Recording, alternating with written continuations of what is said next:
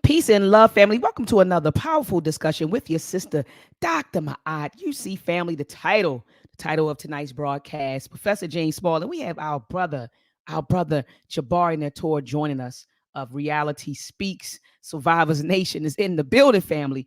And so tonight we're going to be talking about the conscious community. And I know that you're like, what is Dr. Maat and Brother Jabari and Professor James Small talking about? What is this conscious community stuff that you keep hearing? The conscious community, the conscious community. Do we have a conscious community? Is there such thing as a conscious community? And if so, what does it look like, right? And so anyway, family, right now, and I want you to take a moment out to thumb up this video. Thumb up this video, family. Also share this video. We want to each one teach one. And how do you each one teach one in 2023? All you have to do is share, right? Click the button and share this discussion on all of your social media platforms. So if you're on Twitter, tweet the link. If you're on Facebook, post the link. If you're on IG, throw it in your story. Say Dr. Maat is live. Oh, and another thing you could do, take the link, copy the link, and share it in your family group chat. Share it in your friends group chat, right? Make sure that you share it. Get the word out, family. But before we get started, I do have a few announcements to make. I'm all over the place this evening. You got to forgive me. But a few announcements to make, family. Check this out. Congratulations to Baba Nwalimu Baruti on his new book, Higher Ground. It says thoughts on spiritual healing for warriors. Family, right now, I want you to go to akabinhouse.com and grab a copy of Baba Baruti's book, Higher Ground. Thoughts on spiritual healing for warriors. Because the warriors, we need spiritual healing too, Ashe. And sometimes it's not, and I hope you all don't think that I'm throwing a dagger when I say this or a shot. Sometimes it's not the crystals that do it for us, right? Or the meditate, whatever, right? Like sometimes it's not that. And so anyway, family, I do appreciate Baba sending me this book, and then he signed it. I was so pumped up. I'm telling you, anybody that knows me know I love Baba Baruti.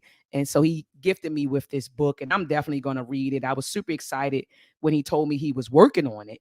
And it's finally out. It's available. He also has a study guide that goes along with this, family. So make sure that you check it out. Go to akabinhouse.com. Grab your copy of Higher Ground. It says Thoughts on Spiritual Healing for the Warriors by Nwalimu Bamani Baruti. Ashe, family. And also, family, make sure that you head on over to MELTREK365.com. Then grab your MELTREK. Matter of fact, I'm actually getting ready to drop the third episode of MELTREK. Okay, it's called MELTREK Exploring the Ma'afa, Part 1, The Arrival of the Portuguese. And so I'm going to dedicate 3 films to teaching our children about the Ma'afa. And the first part is going to drop the end of October, early November. It will be available. You'll be able to get it in as digital format and also in DVD format. So family, make sure that you head on over to MELTREK365.com. Okay, I'm going to drop the link in the chat just so that you don't have to worry about it. You don't have to think about it. Make sure that you come on over here, family. Grab your MELTREK films, your books. We're also getting ready to upload a curriculum, because there's is a movement going on. Well, they've already been whitewashing our history, but now it's like they're all together. Like, we're not even going to teach it, like, forget it. They're like taking Black history out of the curriculum. And I don't blame them, right? It's their schools, it's their system. They could teach whatever they want to teach, Ashe. So it's up to us to teach our babies our history. So make sure that you head on over to MELTREK365.com to teach your children that good old Black history. Also, family, be sure to check out Conscious Ingenuity. It is a STEAM program. Okay, we provide African-centered STEAM education for our babies. So make sure you come on over here, family, and sign your child up for Conscious Ingenuity. All right, your child will be exposed to all sorts of stuff: coding, circuits, artificial intelligence, machine learning, cybersecurity, robotics, and much, much more. We also build character. All right, and it says right here, character is at the core of human relations. Our goal is to foster high character within our participants. It says our curriculum includes lessons that focus on character development. The bedrock of the character lessons is Ma'at. So family, make sure that you get your child enrolled in Conscious Ingenuity. And to learn more about Conscious Ingenuity, visit consciousingenuity.com. And I'm pleased to announce, family, that we are spreading out, man. We have partnerships with schools in Baltimore City, Baltimore County, it reached out. They want us there. I'm getting ready to sign a contract for 5 additional schools in Harford County. Okay, we're taking the program to Ghana in March.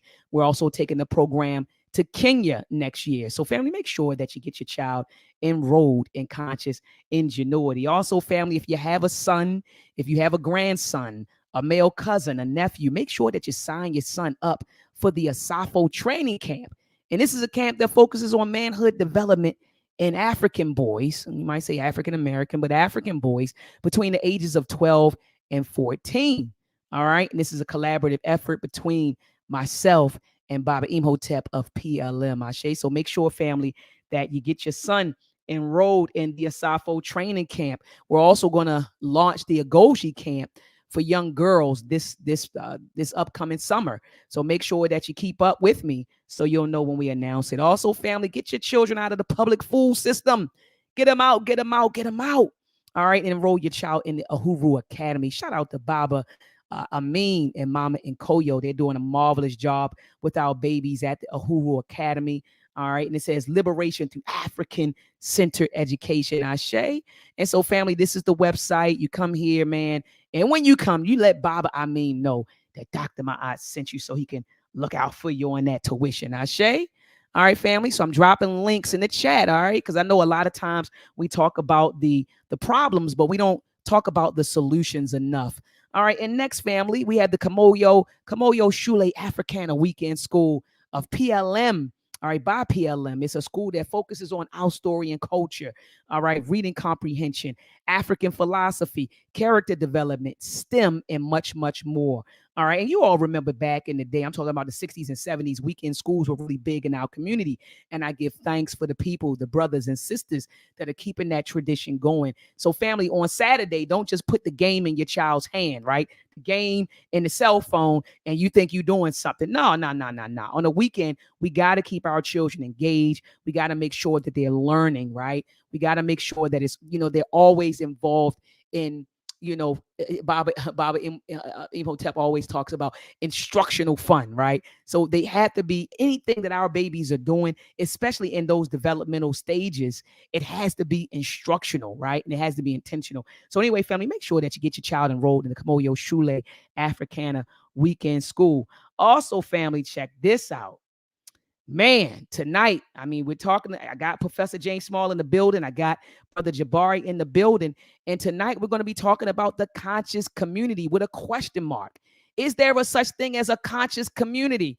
We keep hearing it. Conscious community, conscious community. Where is this conscious community? What are we really talking about when we say the conscious community? So, this is all going to be centered around an event coming up in Baltimore. It was supposed to be tomorrow, but it's been rescheduled, I believe, and I'm going to bring Brother Jabari back on here in a second. I believe it's been rescheduled to October the 28th.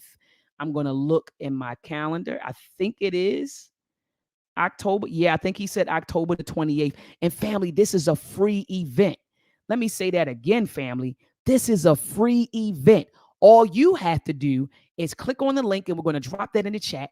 Click on the link to secure your ticket, but the event is free, and it's going to be at the Temple of New African Thought right here in Baltimore City, okay, East Baltimore City, at 7 p.m., from 7 p.m. to 10 p.m. on October the 28th. It's free, and we're going to be talking about the conscious community. What is it?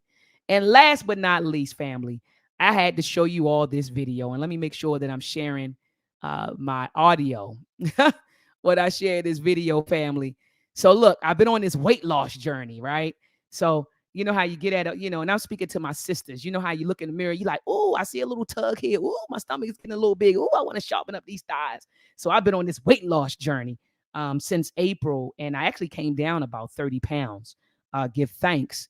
And basically I've been doing a lot of juicing, eating a lot of fruit, a lot of vegetables, and from time to time veggie protein and stuff like that. But I've also now joined, and shout out to Baba Asar. He has a dojo at the Temple of New African Thought, and he's going to be, I'm training with him doing kickboxing. And for me, it's coming full circle because when I was from 6 to about 11, I practiced Kung Fu. There used to be a dojo like out Liberty Road. It was called Goes Kung Fu. Anybody that grew up in the 80s and 90s out Randallstown, you know what I'm talking about. Goes Kung Fu. And I was a student over there. And I'll show you all some pictures. I got trophies and everything. My family probably watching, they'll tell you. So I used to do Kung Fu, and I actually worked my way all the way up to 3rd degree black belt. And then I got out of it. You know, I became a teenager, and life, right? So this is coming full circle to me. It's not Kung Fu, but it is kickboxing. So I want you to check out my first day. And so I'm going to keep you all updated. But check out my first day at the dojo. Life.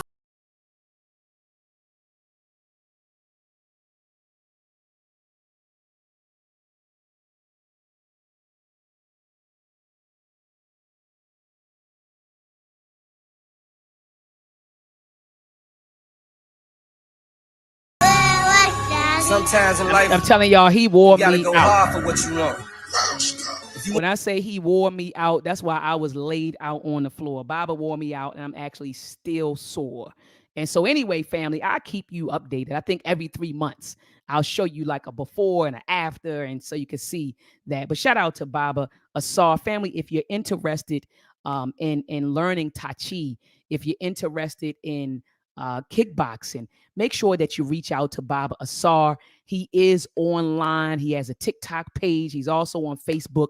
Make sure that you reach out to him. All right, so family, I'm done with all of my announcements, and I give thanks that you all, you know, were patient to sit through them. Shout out to the Maadian family in the building. I see all of you in the building. Shout out to the Maadian family. Please, family, thumb up this video, thumb it up, and also share it. But Brother Jabari, peace and love to you, Brother Jabari. How are you? Peace to the family. How the Africans feel? Look, the spirit is strong, definitely strong. He caught you off guard with that one. Yeah. How you feeling, yeah. Dr. Maat? Man, you got a lot going on, man. You're doing a lot of work in this community. We really appreciate you. All that you're doing, educating our children, educating our teenagers, our young men, our young women. And we appreciate you. We appreciate the work that you're doing in the community, because it's bigger than talk with you. You actually walking what you're talking about. So we appreciate you and your weight loss journey. You know, I see you in there getting it on. We've been me and Queen Monica been trying to do some. We've been doing some stuff since June, and it's been it's not easy. It's a struggle. Once you put that weight on, it's like we got an ongoing joke. We say people say I'm favored by God. We like, but the weight loss goddess will not favor us. You know what I'm saying? and we say that because we like, look, we be doing all this good stuff. I said, one bag of potato chips is like 3 pounds. You know what I mean? Yes, we get no mercies from the weight loss goddess. You know what I'm saying? Like, no favor from the weight. No, you know absolutely. what I'm saying? So it's but you gotta keep on, you gotta stay consistent. We've been on it, and I mean, it's a struggle, but we keep pushing forward. We say we don't give up. You know, we walk, we exercise, and you know, it's that diet, and you know, just keep on working hard. We right there with you, and hopefully we can all make our goals. Look, I want to show you this. This is 10 years ago. I was 31 in this picture. I don't know if you can see my back. Look at how defined my back, my shoulders, and my arms are. This is muscle right there. I was cut up. I said, I want my body back, Brother Jabari. I want my 30-year-old body back. You know what I mean? I feel you. No, I was gonna say, Brother Jabari, you know, I'm standing on your shoulders, man. And as far as the work happening in Tubman City, I mean, you've been putting in work since the early 90s, from what I can remember. You know, the 90s, you were real, like, I'm talking about Survivors Nation, Reality Speaks. I mean, you all have been putting it down for damn near 30 years. Am I is it 30 or is more than 30? So on the 28th, when we bring Brother Smalls back on the 28th, that would be our 28th year anniversary for Survivors Nation Reality Speaks. Yep. Yeah. Yep. So I'm just like, anniversary weekend.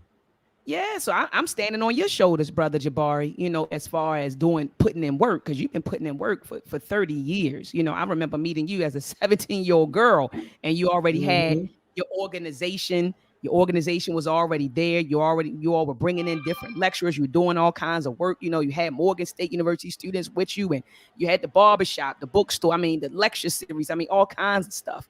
And so, you know, I stand on your shoulders, and I appreciate all that you've done to push us ahead, in Baltimore City. Everything that you've done, everything that your organization has done, we appreciate you. You know what I mean? And we value you. I see Professor James Small is in the building. Peace to Baba. Baba, peace and love to you. How are you?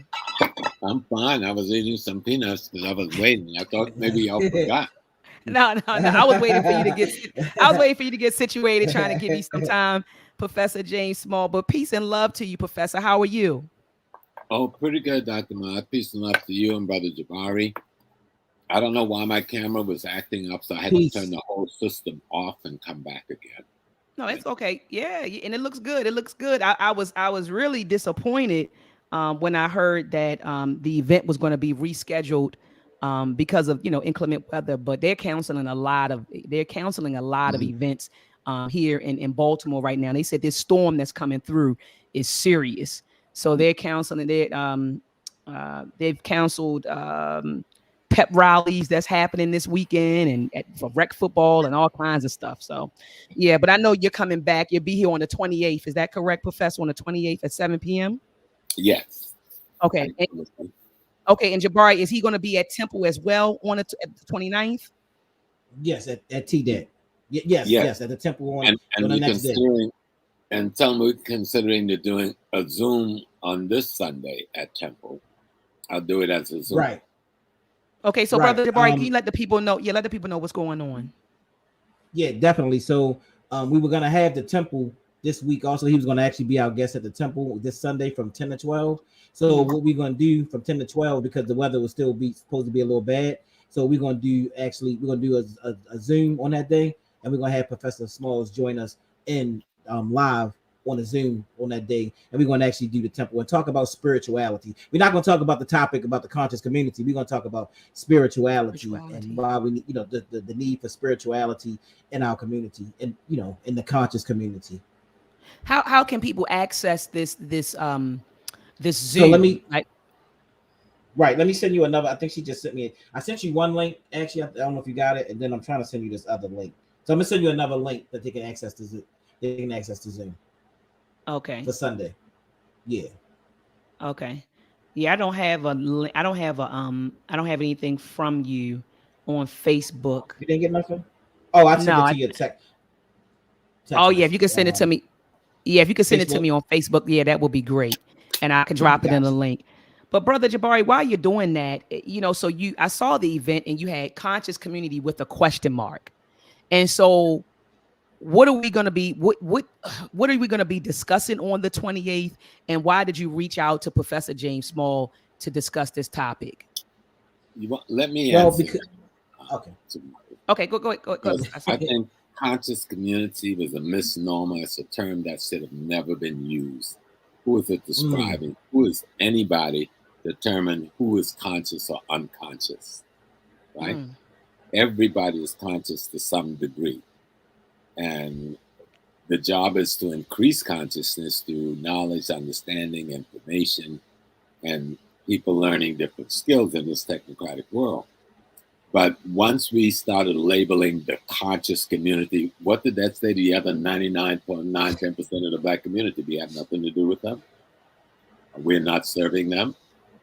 Their lives are meaningless. They don't know what they're doing. I think that term is a misnomer. I understood how it came about, and people began to do these webinars and YouTubers and stuff, and they wanted to define themselves. And they chose that term, conscious community. They're conscious of what? And most of them are proven to be very unconscious. Come on, talk about it, Professor. Fighting each other, defaming one another, attacking each other's religion, attacking each other's ethnicity. And everybody is in the Black realm. So what we want to do is talk to the African community worldwide about raising consciousness. Ashe. In all of the spaces. Ashe. And then we want to talk about the labeling that we do. The Foundation of Black America, and all of them are trying to define something, to define their condition, their situation. But we need to define ourselves without, at the same time, castrating ourselves. okay? Or at the same time committing suicide. Because for an African to say, I'm a foundational Black American, but I'm not from Africa, that's self-castration, Absolutely. suicide. Of course, Absolutely. you're from Africa. But we have an identity like all other African peoples. The Yoruba have an identity. The Akan have an identity.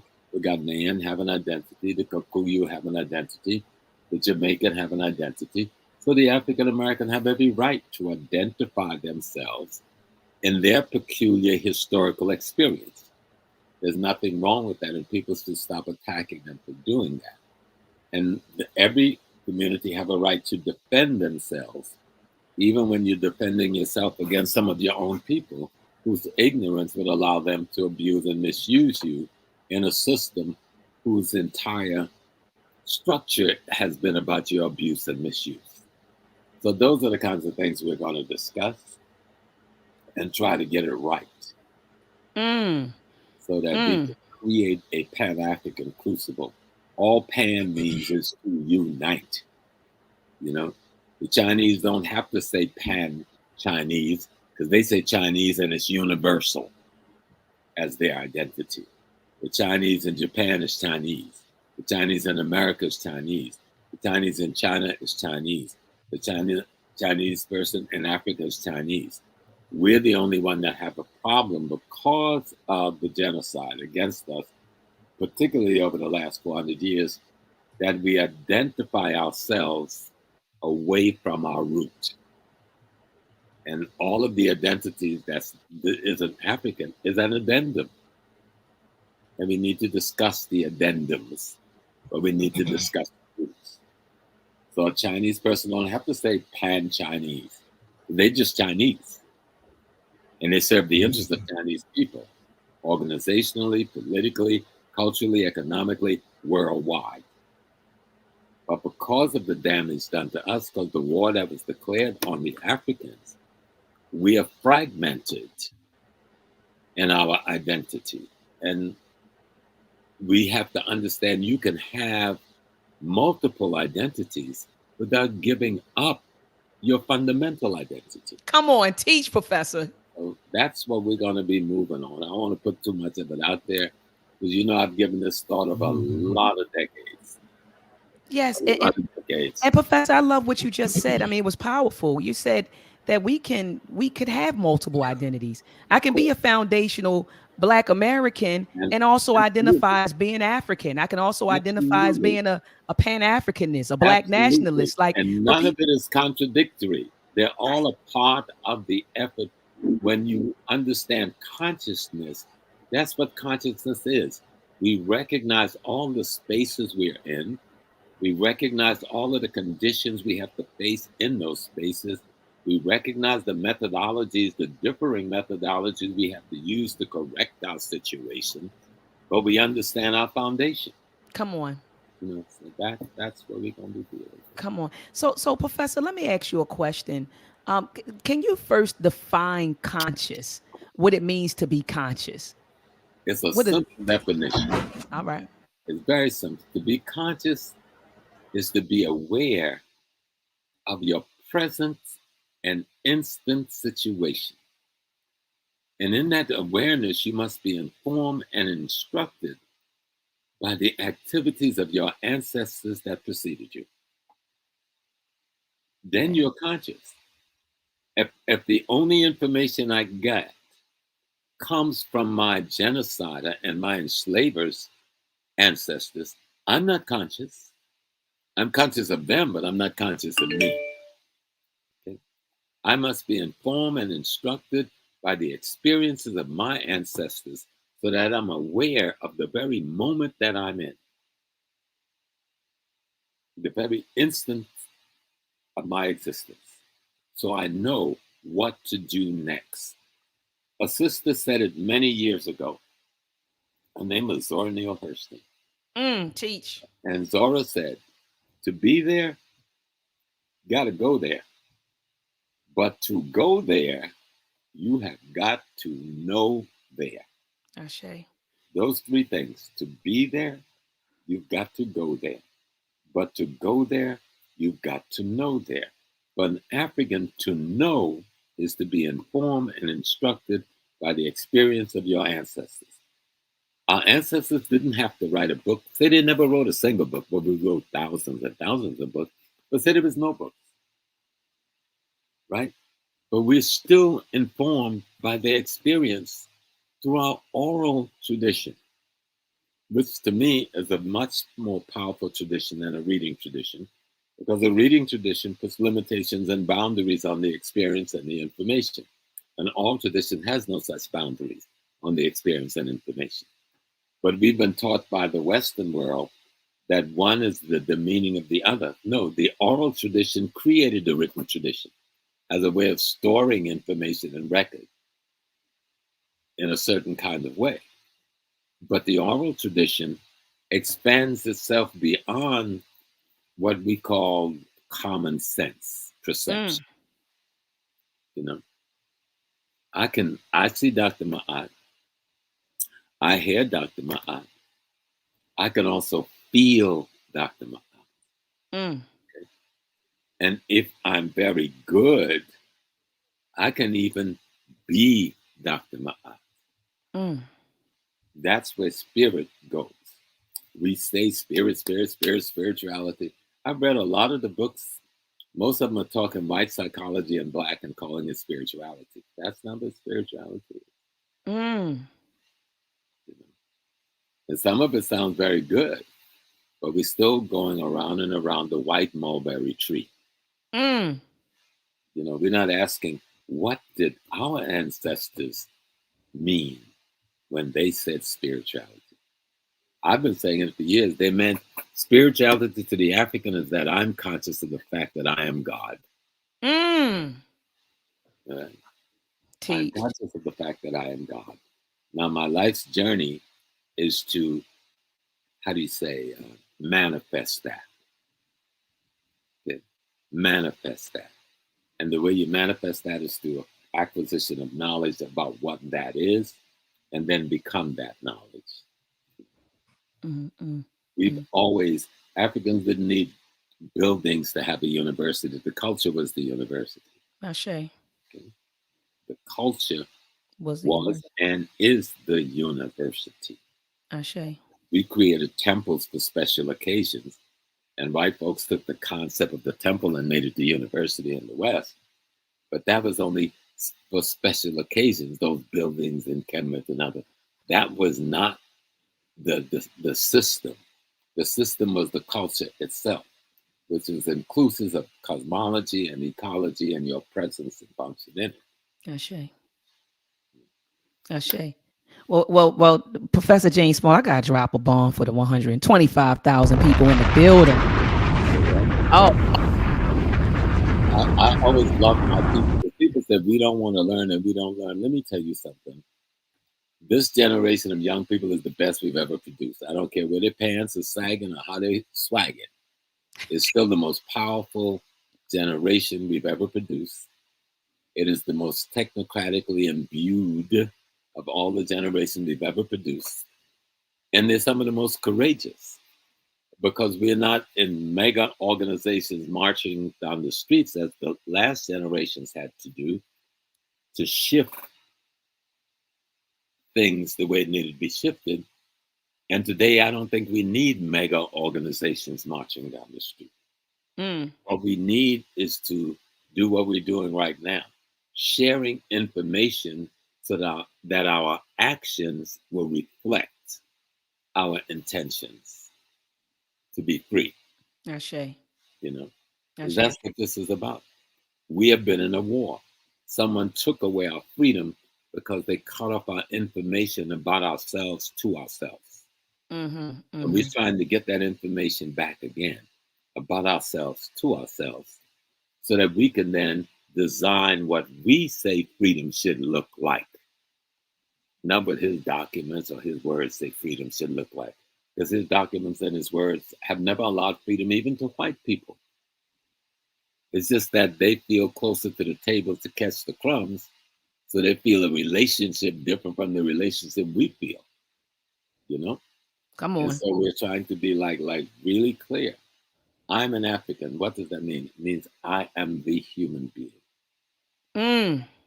And in being that, being the first occasion of the human on earth, that first black woman that gave birth to everything else, then I am God when God decided to manifest itself as a human. What's so complicated about that? It's not complicated at all to me, Professor. And all science, even their supposed theory of one, supports that as the reality. Mm. You know, mathematics certainly will never defy that as being the facts. And math Ashe. is the first science of God, or the first science of divine that man devised, or man and women devised. So we got Ashe. to hook it all up, link it all up, tie it all up. Spirituality, in a single definition, is living and being conscious of your fundamental reality. Mm. If spirituality is some little religious information on the side and some group of rituals and gimmickry that you ain't into nothing but another prison you're trying to fight your way out of. Right. Facts, Baba. Facts. We could destroy every statue. We can tear down every temple in Kemet and any place else in the world. It would not affect one iota the sacred science of Africa that we call spirituality. Not one. Ashe. Ashe. And Professor James Small, let me ask you a question, Professor.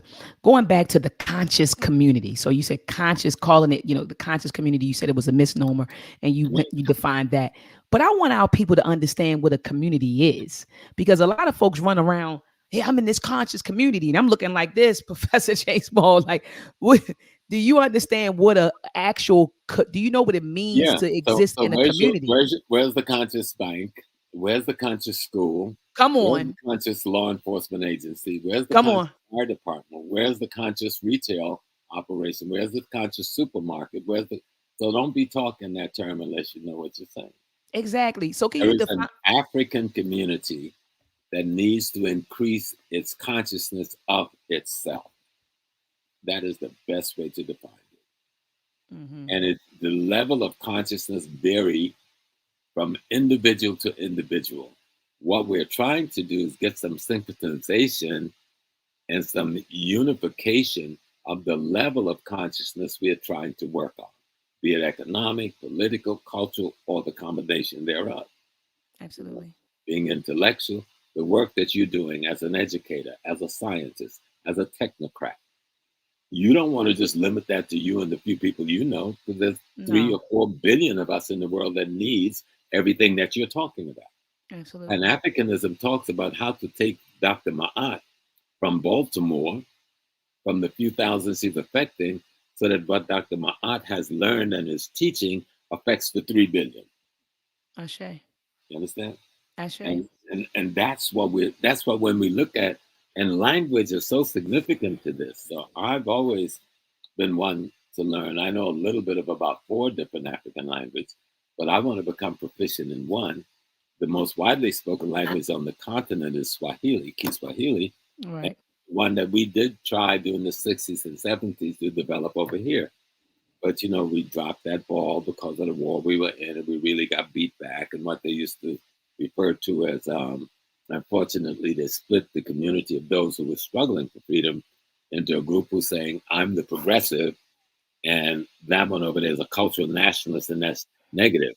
Well, the cultural nationalist really was the community that should have been the vanguard. It determines what Mm. progression looks like, you know? But the enemy managed to use their methodology of divide and conquer, and they've been very successful. But we've also been extraordinarily successful.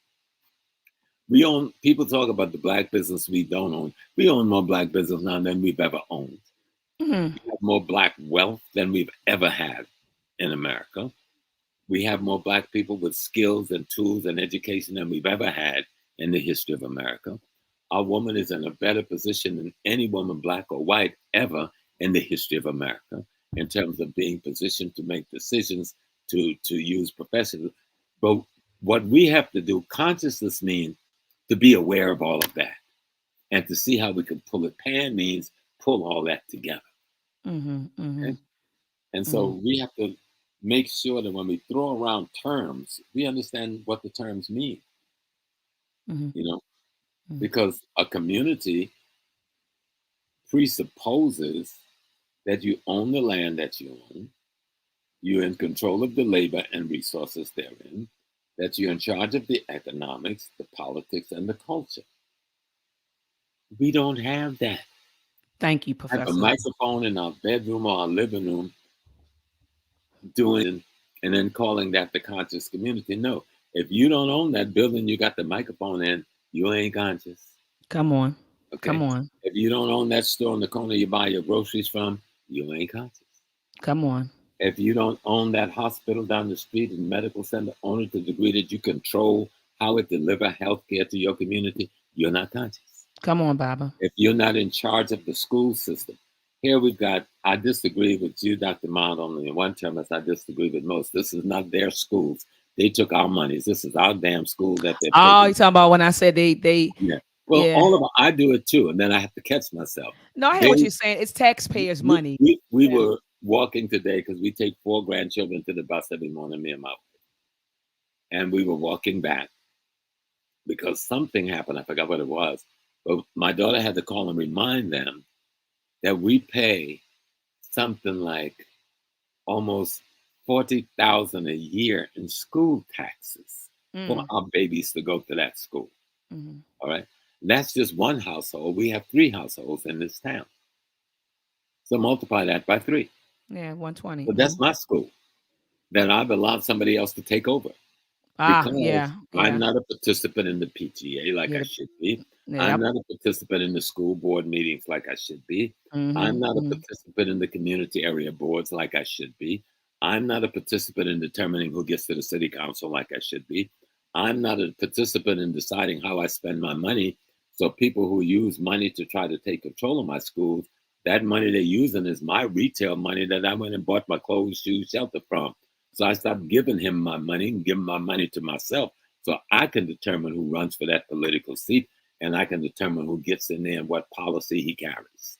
Right. Makes sense. That makes sense, Professor. I'm with you. They said all politics is local. That's really true. If you don't want to, if you say, I'm not going to participate, what? Then you ain't got no complaints. Right. Right. Okay. That means you've left. I tell brothers and sisters, and people have attacked me. I said, join the American Army. I served in the American military. Does it look like I became a white man? My daddy served in, and he worked in the Socialist Workers Party till he died. My brothers worked in, and all of them was out in the Nation of Islam or OAAU with Malcolm X.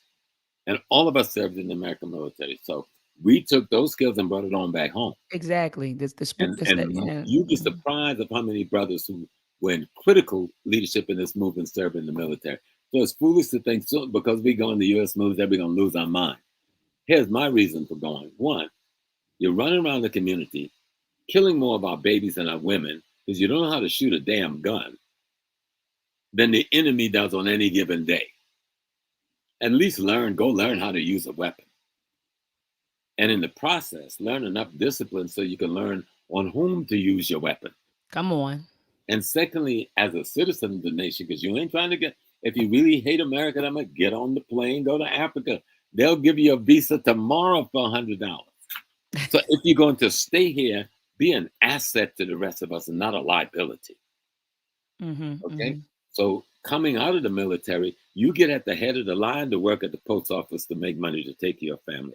You get at the head of the line to be on the police force. You get at the head of the line to be on the fire department, meaning you get extra points in the civil service exam because you've served. All right. You get money to pay your 4-year college tuition. You get money and guaranteed money to help you get a loan to buy your home. There's a lot of asset to this. Other ethnic groups are using it to get the step up, and we're standing back on the corner acting stupid, shooting at one another. Well, Professor, that was my route. I did 8 years. I was 73 Charlie finance specialist. And I got the Montgomery GI Bill. Like you betrayed the people, does it? Not at all. Not at all, Professor. I did Mach 4 and then 2 years reserve. Then I got mad at them to the hell with it. I ain't giving you the other 2 years. And they arrested my behind. But I still came out cool. I had, 2 major court martials after I became a civilian. And I refused to serve my last years They gave me an honorable discharge. Well, that was the 60s. They said, we don't want this argument. You know, the 60s were so hot. They didn't want the race argument. They were in the middle of Vietnam. Right. So they were just like, here Yeah, goes get your him out honorable of here. discharge. Get him out of here. Everyone home. Well, I showed up at my course martial baby with black beret, black leather jacket, a bandana, a bullet in the X like the Mexicans across my chest, jungle boots, right, black fatigue pants, and a 25 Beretta under my thing. And they go like, you can't go in the court like that. I said, well, I'm going in the court. So they wouldn't let me in the courtroom. They sat me down. No. And I had a Chinese lawyer. He was a lieutenant. And he would come and talk to me for 10, 15 minutes, go talk to them 10, 15. And we did that all day. And then they told me I can go and I'd hear from them. I heard from them with a big brown envelope with all my files in and an honorable discharge. I got my paperwork. I'll show you when I drop this bomb for you, because Dr. Craig Samuels, he said you dropped so many jewels. He said, Dr. Maat, where's the bomb? Fire! So my thing is, we say we built America, then damn it, let's own America. I'm not giving America to Trump and his right-wing ignorant buffoons. I built this. I'm going to own this. But to own it, you've got to take charge. You got to be in charge of your schools. You can't leave it to the enemy and then complain that he didn't teach your children. Where were you? We've got to own the streets. You think I don't tell my kids, I don't like the way my granddaughter is dressing, with her belly hanging all out and going into school with some shorts. So y'all better go to here's some money. Buy her some skirts. All right. There may be a day or so when she can wear the shoes, maybe a day or so, but at 14, she don't need no bunch of belly button hanging out there, because the environment you're in is going to perceive her in a certain way. And the way she's going to be approached by the predators that's already in the environment is not going to be a good approach. It's going to be a negative approach. So let her present herself in a way that she can control the environment and not have the environment control her, because that's my children. For my grandsons, I determine how they walk out of the house in the morning. I don't care whether my kids get mad. I'm grandpa. This is my family. I got a say in the organization. I don't always win. We argue back and forth and we get some absolutely. Conflict. Yeah, absolutely. But we take responsibility for ourselves, responsibility for our families. And that comes to the education system. You're going to send your baby into something you know is poisonous and don't even show up at the meeting? Come on, you better teach. Don't even show up at family day? I'm there with all my children. We have 2 generations of parenting in every one of the schools my children and grandchildren go to. I think you shared that with me before. I think you did share that with me before. And it makes a difference even in how the children perceive themselves when they know you got their back. It makes a difference in how they carry out the discipline you give them. They're still going to do a little mischievous thing. These are children, we understand. But they got more control because they understand control is expected of them. Absolutely.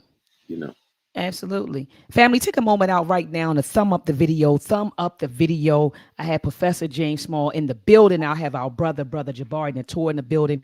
Thumb it up, thumb it up, thumb it up. Also, family, share this live on your social media platforms. Also, take the link and text it, right? Text it out to the family. Text it out to your friends. Let them know that we are live and we are in the building. Brother Jabari, question for you.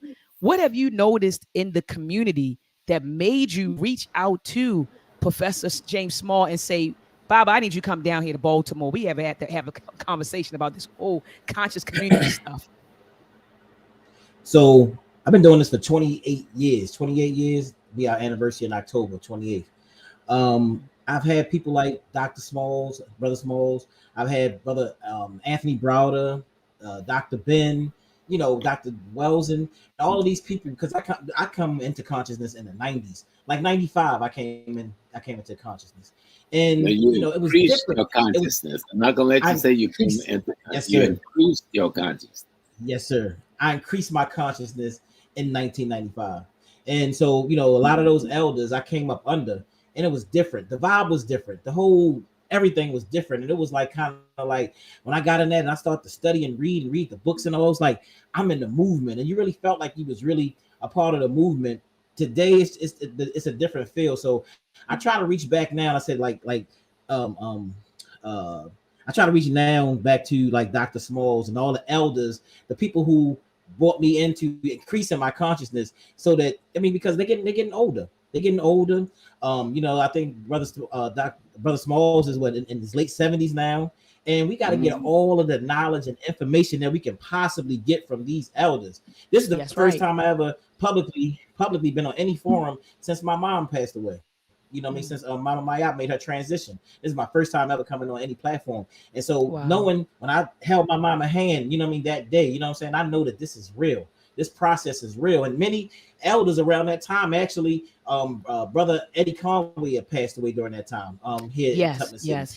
Sister Nzinga, a few months before, Brother Ross Marcus had transitioned during that time. There was so many elders that I've seen in 28 years, people in 28 years that I've seen make their transition. So it's like I have to reach out. Brother Professor Smalls is one of my teachers, man. Like he's one of my teachers. Yeah, he's a Jagna. Yeah, definitely. So when I went through the transition period with my mom, man, I wouldn't have been able to hardly go through it without Professor Smalls and Brother Anthony Browder, Tony Browder. They were right there. Like, when I called him and said, I don't know, man, I don't know what to do. He said, man, go in there and talk to your mama. Go in there and hug your mama. Go in there, So my mom, she came too for a while. She was in bad shape. Then she started coming too. And mama started to talk. Professor Smalls came with me to the hospital to go see mom, and she smiled and she grinned. She held his hand. We got the pictures of that. You know what I'm saying? So so he's doing what an elder is supposed to do. So I want to hear everything that I can hear from Professor Smalls and all of these elders around, because I need them for the information and knowledge as I go to my next level of life. And and the community need to hear from these elders, because they got experience that we just don't have. I've never had experience with losing my mom before, but he has. You know what I'm saying? And he's so many other people that now he can put and talk to me and say, I've been here before, Brother Jabari, listen, you need to do that. You need to do this. Let me talk to you. And I needed that at the time. And I want to be able to now learn his information so I can be able to pass it to my to the generations to come. So that's why I reached out to Professor Small. That's why I thought, it was a very timely conversation, because I'm getting all the information from all of these elders who have really pretty much been my uncles and my pops and my, have led me for 28 years. So that's why I can sit here and just listen to Professor Smalls, and while you ask questions, I'm just sitting here as a student. I could listen to him speak for hours. He know when I get him on that phone, I don't even like hanging up, because I'm just absorbing. But but why this topic specifically? Why, the conscious community, why that topic specifically? Because I've heard there's so many things going on in the community. There's so many people saying the one thing that I hate. It's a lot of dissing of people that's into upliftment. For instance, Hotep. Yeah, you know how these Hoteppers are. Hoteppers and shea butter moisture and this, that, and the other. You know what I'm saying? And peace and blessings, people. You know what I'm saying? And there's all these jokes and all of this stuff that really make me sick. Me and my queen, we talk about it. Why is everything that's positive? The Hotep is a positive. It's something positive, but that's trying to connect with our culture. You know what I'm saying? Now people have turned it into something negative. You know what I mean? If you say Hotep, you got to feel bad. Why these people who saying stuff like, hey, what's up, my, what's up this, what's up that, they still talking regular old white man language, you know what I'm saying? But we trying to embrace our culture, and now it's a big joke. Now it's a big joke that we trying to embrace that, you know what I'm saying? So it's this big joke. And so, so that kind of, I'm sorry, go ahead. Remember this, the Honorable Elijah Muhammad, one of our greatest leaders that is so unheralded. The Honorable Elijah Muhammad says, it is our duty to bring light and life to the deaf, blind, and dumb in our community, which is the majority of our community, who's deaf, blind, and dumb because of the European education system.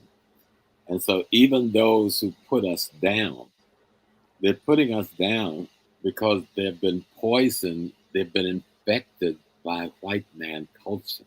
Come on. His culture is, Dr. Nova called it, mimetic infection, but I don't want to use no word that our people don't understand. His culture is an infection of our consciousness. And the information we're bringing is the antibiotic for that infection. And we're not coming to each other. We are the physicians. We are the priests and priestesses. we're coming to the sick ones, which is the overwhelming majority. Without them, we have no purpose. Right. Okay? Our purpose is to free those who enslave. What we know, and once we know, we have to make sure someone else doesn't know. Once we figure out how to get free, we have to show someone else how to get free. Exactly. Hard work, because the very people you're trying to free have been taught to try to kill you for trying to free them. That's hard work, dangerous work, because they physically killed their own brothers, sisters, mothers, fathers who have tried to bring freedom. Dr. Asa Hilliard said, true freedom is to be shackled to your identity. That's why the identity issue in this lecture coming up is so important, you see. Because if you don't understand what your identity is, you can be shackled to your enemy's identity like most of us are. So we have to be able to define our identity. I'm an African American, but I'm also a foundational Black American. Come on. Each of those describe an aspect of me. I'm an African. That describes an aspect of me. I'm a Black American. That describes an aspect of me. None of them by themselves describe me. Right.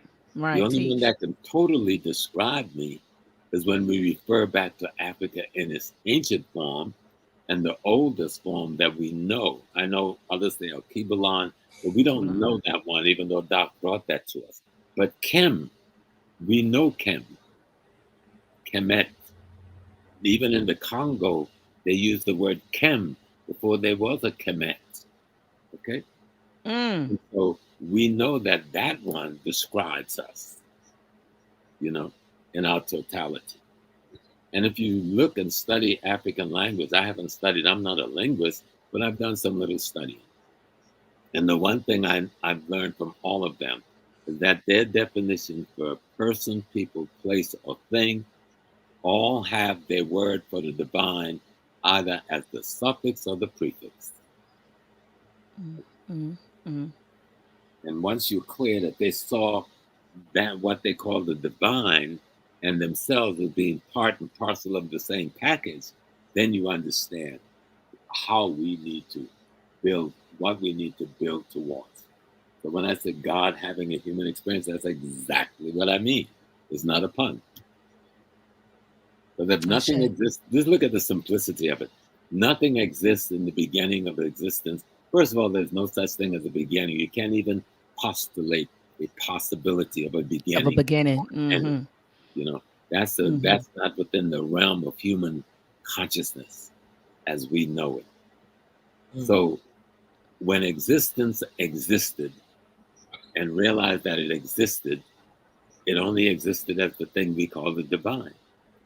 Anything else is an expression of an aspect of that thing, thus containing the total possibility of the thing. So when the thing decided to become human, the thing was still the thing. Right. You understand what I'm saying? I understand. That's African culture right there. So that's jazz.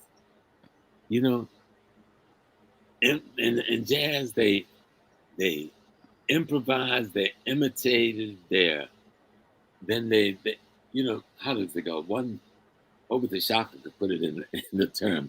You imitate, you emulate, and then you improvise. It's still the same thing. I look at Dr. Maat, beautiful African queen. I'm always flirting with her, but I'm not going to flirt on this show. And I know that when I look at Dr. Maat and I flirt with Dr. Maat, I'm flirting with her great-grandma because that's who she is. Come on, teach, Professor.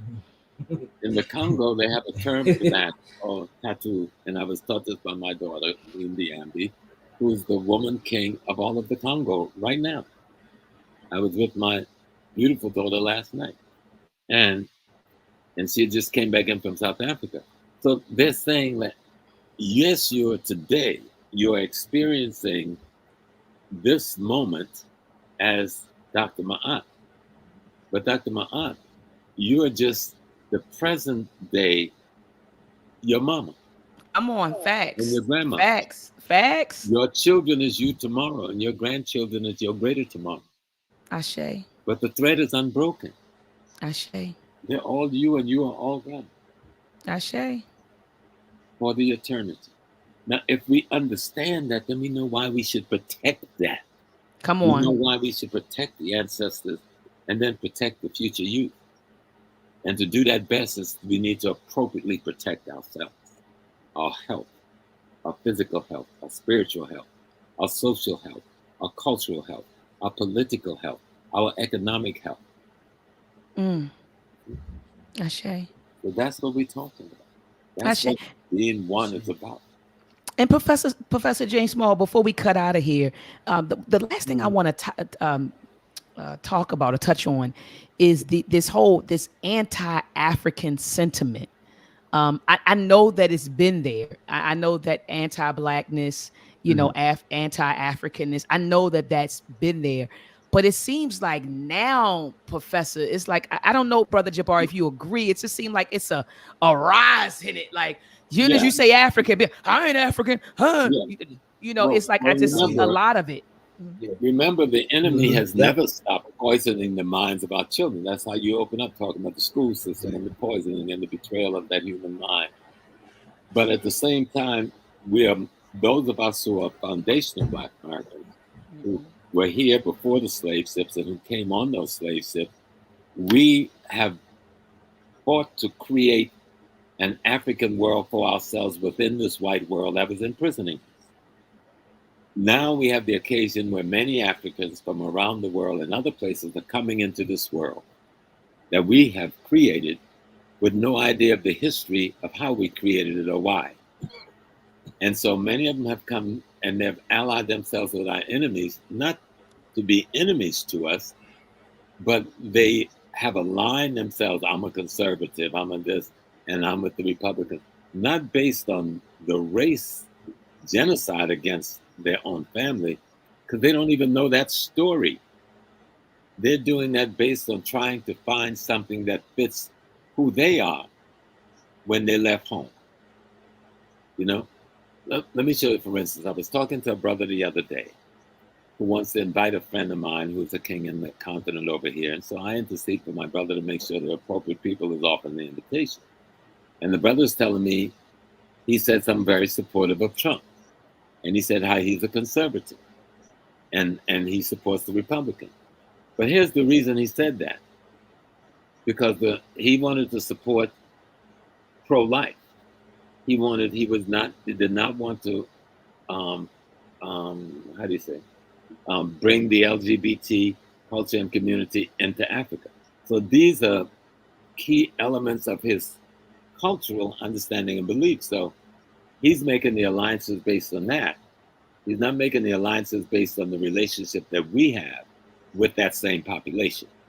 But we see that as him choosing sides with our enemy. Right. You understand? But he doesn't even realize that this being has been our enemy because he doesn't know our history. He doesn't know our story. And we've failed to put in place the kind of organizational strategies and structures. When our brothers and sisters come to this country, we become the one that give them the orientation and the socialization. We leave that to our enemy and then wonder why we got a negative product. And so we need to really do some work on how we reach out to one another. We saw some of the same things when we first started going to Africa. You had the Negro going over there acting like a big ant. You know what I'm saying? Right. And acting like the white man in blackface. And brothers and sisters at home are looking like, what is this monster? Right. But it has taken time, like for instance in Ghana, where we've learned each other and learned each other's history and get to know each other better, so that there's a different kind of relationship that is now fostered there. That is really truly a Pan-African fusion. It's not there yet, but you can see it going there in a very positive and deliberate way. And that's getting caught on in other countries in Africa, who at some point didn't want us nowhere near them because of all of the negative things that the enemy has put out about us. And now they're saying, we see that experience in Ghana, and what we've been told is a lie. So please come to Kenya, come to Tanzania, come, we want to meet you too. And that's the growing trend. Now the enemy is seeing all of this and go like, whoa, wait a minute. They still loving each other despite everything we did. And so now they're working in overdrive to Yeah. keep us divided. All right. Right. So a lot of what we think is coming from us is really coming Right. from them in all the mediums that they can come with. Exactly. Because they see this love taking place. They see this knowing of one another taking place. They see us moving by the tens of thousands to Africa back and forth every year. They see the Africa from the continent coming into our community that where they was once told, don't go nowhere near the Black America. They see us now marrying one another, and so now they're in overdrive with every propaganda instrument they have to keep us divided. Mm. So we just got to remember, Truth. know your history, but get rid of the devil's mystery. Ashe. Ashe. Well, I want to share this. I have the link, Brother Jabari, that you sent me. Family, what is the conscious community? What is it? All right, it's going down on October the 28th at the Temple of New African Thought from 7 p.m. to 10 p.m. Eastern Standard Time. Family, this is free. The event is free. All you have to do is come here. Look at this. Click on this button and you get your tickets. All right, it takes you right here, and you say how many people are coming, and you look. You can get the general admission in person. That's free, Brother Jabari. The live stream. Are you going to charge for the live stream? Yeah, for the live stream, we're gonna definitely charge for the live stream. So you know what I Okay. mean. But if you come in person, you can, you know. But we only got limited space. We got limited space, so you better get your ticket. You better go on and get those free tickets now, because space is very limited. You know, so get what you can get, and then we're gonna have to cut it off. Everything else will be live streamed. So you got chance. See, you have to come now while these great elders are here Come on this on. earth. You know what Come I mean? on. You know, come and meet them. Come shake their hand. Come get that energy. Get that live energy. I know, you know, we all used to being on the internet now, but come and meet these people in person. It's nothing like meeting these great elders in person, these great scholars in person. So come on, we giving you an opportunity. That's our niche. That's reality speaks. Come on in, meet the scholar, Oh meet the yeah, I'm be teachers there. in our community, meet the leaders in our community. I'll be right there, Brother Jabari. And Professor, no, I'm coming to get my hug and I'm coming to get my picture. He already know those are two things I'm coming to get. I'm getting my hug and I'm coming to get my picture. And So he he know Dr. also I'm said, Maya is always there. She's been such and is such a warrior. Um, and she is a high priest in the culture. In ancient time, the priest was not a preacher. The priest was an educator and a scientist, you see. And we have to come back to calling our educators and our scientists who's true to us, the high priest and priestess of our order of life. We've got to keep redefining our reality until it fits what our ancestors wanted it to be. And don't be afraid. The secret to life, Malcolm X said, is to have no fear. And our great general and emperor, Dessalines, whose birthday was just a few days ago, he said to us, liberty or death, freedom or death, there's nothing in between. Those are the two choices you have. Live as a dead or become free. So family, make sure that you're in the building on October the 28th. Freedom is to be shackled to your identity. So we're going to make clear on that day, what is our identity? Come on. right, Bob, and it's right. going to be powerful, family. So make sure that you're in the building on the 28th at 7 p.m. Eastern Standard Time. Is free if you're in person, $20 for the live stream. And speaking of live stream, family, this Sunday, let me see, it says it right here, family, this Sunday at 10 a.m., please join Brother Jabari and Professor James Small at the Ma'at Temple. Okay, it's the Equinox gathering with Professor James Small. And you already heard he's going to talk about spirituality. Spirituality is family. I've dropped this link in the chat. Make sure that you click on this link. I'm definitely going to join the live stream, Brother Jabari. So it says at 10 a.m. So what do we just have to do? Just register and so look, that's it's free. You know, I mean, you come on in and join us because the weather will be pretty bad. It's supposed to be pretty bad on Sunday also. So we're not going to be in person on that day also. So okay, I just registered. So family, please click on that link right now. Register with me. You see right here, look, family, I just registered. Okay, so I'm not asking you to do something that I did not do, right? So click on the link right now, family.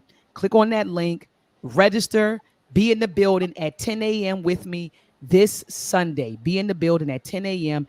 this Sunday, and let's support and let's listen to our great elder, Professor James Small. Also, family, make sure that you're in the building on October the 28th. I'm dropping this link in the chat again. Click on the link. All right, get your live stream ticket or get your in-person ticket. I will definitely be there. Professor James Small, and I'm gonna pass it to you right after I hand it to him, Brother Jabari. Do you have any closing words for the listening audience? Yes, ma'am. If they don't remember anything else about this evening, remember, true freedom is to be shackled to your identity. Ashe. Brother Jabari, do you have any closing words? Yeah, I just want to thank you again, Dr. Mayat, for all of the work that you're doing, for putting this forum on tonight. And thank you to Professor Smalls for being the great elder in the community. We really appreciate you. And, I want the community to come out.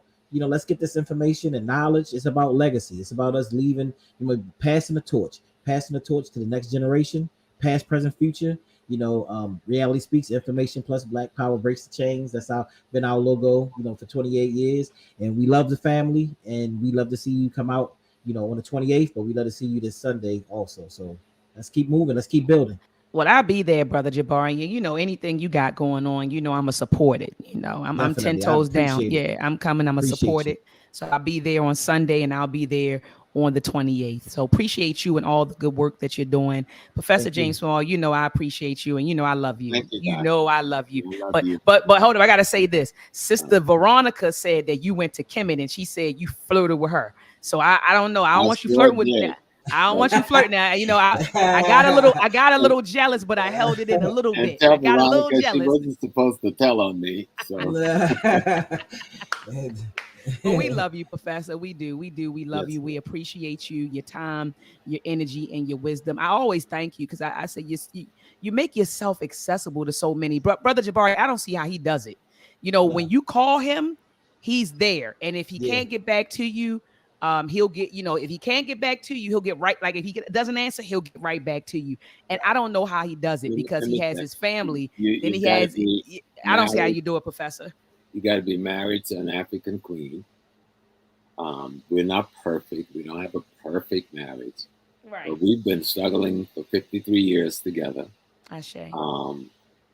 Like she came in while we were just coming on to ask, was the weather going to bother us tomorrow? What time is my train leaving in the morning? Oh. So she can have breakfast for me before I take the train. And she's a scientist. She's a medical doctor. She's just retired. Beautiful. We've been together since we first entered college, our freshman year. This was a long time ago. But she's been my friend. When I'm in Africa, she's the one here with our babies. And wow. Through the years, when I'm in the movement and I can't bring enough money home in that house to buy that food, she's the one that's making sure there's enough money in that house to buy that food because she know what we're doing. We were in the OAAU together. We were in the Muslim mosque together. We were in the student union at City College together. So having a partner, every day was a good day and we didn't fight and disagree over certain things. But having a partner who feels despite the disagreement, the commitment is enshrined. So that's our Pan-Africanism towards one another. We got to be free. And we have to teach our children to want to be free and how to fight for freedom. And we've been so blessed that all of our children are in the world, in the education and other sectors, fighting for Black people wherever they are. I love it. I'm always there to have their back. I was with one of them last night, and we were at the home of a brother named Wycliffe Johns, because she manages Wycliffe. We went to that party, and even though the party was nice, food was good, we were there to meet the Nigerian delegation on culture and arts who had come over for the General Assembly. And Wycliffe was trying to see, along with my daughter, who's a music executive, how can we fuse culturally? How can the African American, African Caribbean culture fuse with you so that we own our culture? Yes. All the derivatives that come from the culture. That's right. The discussions was extraordinary. And Queen Diambi of the Congo came to that meeting last night also in New Jersey, along with others. And here we were discussing African freedom, Pan-Africanism, African culture, African history. And it was capped off with his uncle, who was 92 years old. I opened up, there's three of us to give a short speech with, besides Wycliffe doing some music. And this 92-year-old who just wrote a book. And the book is called For Whom the Dogs Spy. And it's about the Americans' involvement in Haiti. He was once the Haitian ambassador to the U.S. But at 92, he looked like he's 62. Like he's 52. And so that just lifts my spirit that, and he's still teaching and still struggling and still fighting and recalling the history of the struggle that we, our people, have been doing. And so those are the things that make you want to do more every day for your people. And I could never not give Carol, my wife's name is Carol, I love it, the full credit for the sacrifice that she's made. We've only been on a vacation. We've never been on a non-working vacation. And we've only been on 3 of those, but we were working in Africa, doing medical service or in the Caribbean. We never had a honeymoon. We never had the social party life, but we've been raising babies since we first got married, So having someone who don't always agree with you, but always support you. Well, they always say that, but beside, I don't say behind, I always say beside every great man or great woman, there's a great man and great woman. Ashe. And so Baba Jabari always talks about his Queen Monica. So shout out to the Queen Curl, Mama Curl, and shout out to the Queen Monica. I don't know if she's watching, but beautiful, beautiful queen. And she has his back. And I saw that, Brother Jabari, firsthand, when you were going through, she was right there. And so, peace to that queen who may be watching. And so anyway, I'm going to drop a bomb for you, Jabari and Professor James Small. Fire! Fire! Fire! Fire!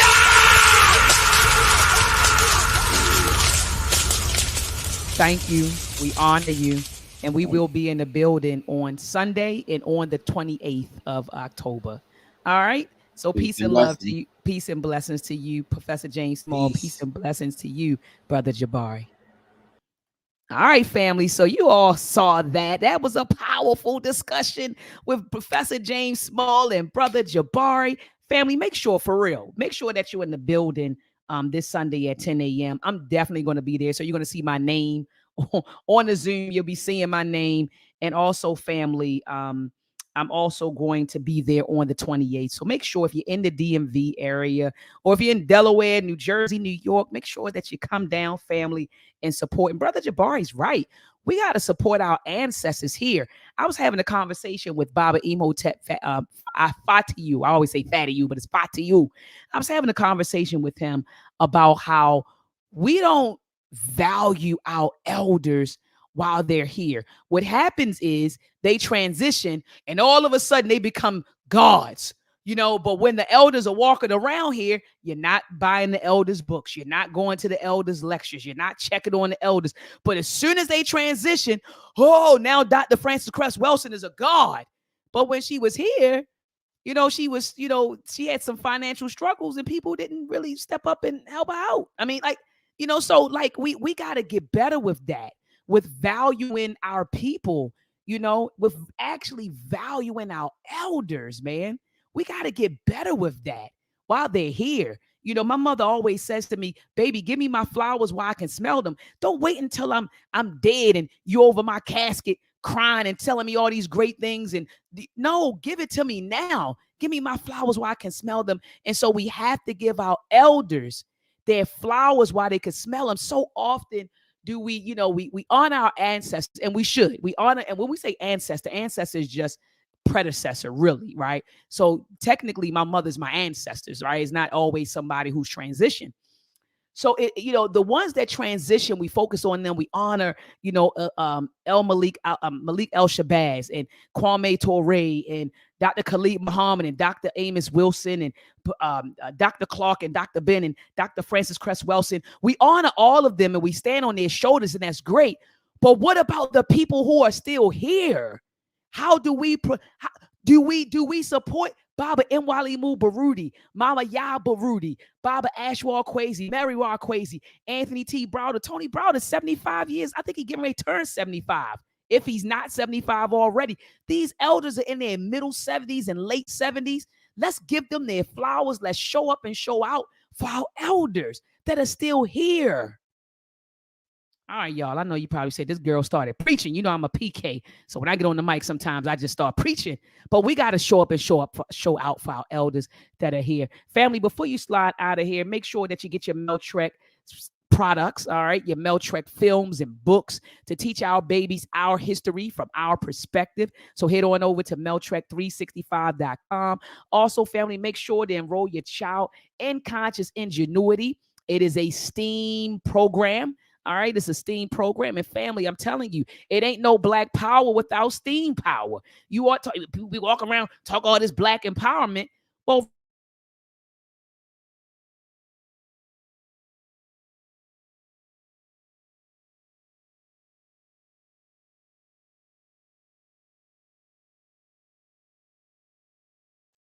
I went out for a sec, y'all. I saw it. My internet went out. As soon as I started talking about black power and STEAM power, my internet went out. So let me hurry up. So ain't no black power without STEAM power. So family, make sure that you get the babies enrolled in Conscious Ingenuity, all right? Make sure you get your babies enrolled in Conscious Ingenuity. I just dropped a link to Conscious Ingenuity in the chat. So make sure that you get your babies enrolled in that. Also, family, make sure that you enroll your son in the ASAFO training camp. Make sure you get them in there. We want to train up some warriors, family. We're training up warriors. So make sure that you get your child, your son, enrolled in a ASAFO training camp, which focuses on manhood development, the cultivation of manhood development in young boys between the ages of 12 and 14. All right, it's a summer camp. So make sure you sign your son up ASAP. And also, family, we're going to be offering the Agoji camp next summer. All right, family, get your child enrolled in the Uhuru Academy. Shout out to Baba, Amin, and Mama and Koyo. Let's get our children out of the public food system and into our school system, Ashe. So make sure that you get your babies enrolled, and make sure when you get them enrolled, say, Dr. Maat sent me over here. All right, let's get our babies enrolled, give them some African-centered education. Last but not least, family, make sure that you get your baby in the Kamoyo Shule Africana weekend school if you're in the DMV area. This is a weekend school, African-centered weekend school that focuses on our story and culture, reading comprehension, which our babies desperately need, African philosophy, character development, STEM, and much, much more. So make sure that you reach out to Baba Imhotep via Facebook Messenger, or you can email kamoyoshule@gmail.com. All right, family, I'm out of here. I do appreciate you being with me tonight. I mean, it's Friday night, and you can be anywhere right now. You could be on anybody's platform. You could be in somebody else's chat. You could be out and about. But guess what? You are right here with Dr. Maat, and I don't take that for granted. So I thank each and every one of you from the bottom of my heart for being present here tonight. I thank you all from the bottom of my heart for, even if you thumbed up the video, you liked the video, you shared it, you subscribed. I thank you. I thank you. I thank you. I thank you. I say dua. I say Asante Sana. I say Adupe. I thank you, because you didn't have to do it. And I'm one of those folks, I always thank people, right? Because look, I mean, I'm like, people don't have to do anything. So when people do something for you, show thanks. And so I give thanks for your presence, family, and I give thanks for your support. All right, family, I'm out of here. Peace and Black power.